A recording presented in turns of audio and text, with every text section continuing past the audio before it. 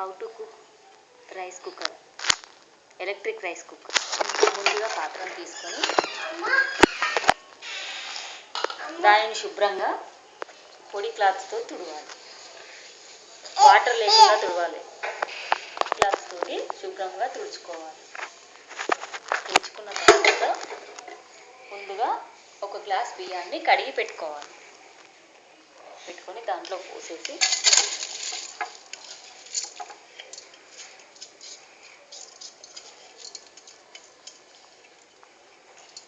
ఒక గ్లాస్ బియ్యంకి 2 గ్లాసుల water add చేయాలి.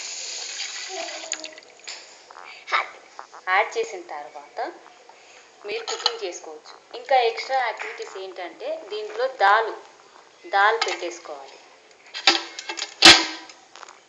దాల్ పెట్టేసుకొని క్యాప్ అంటే ఇష్టం, పెట్టుకుంటే పెట్టుకోవచ్చు, లేకపోతే లేదు, సేఫ్టీ కోసం అంతే.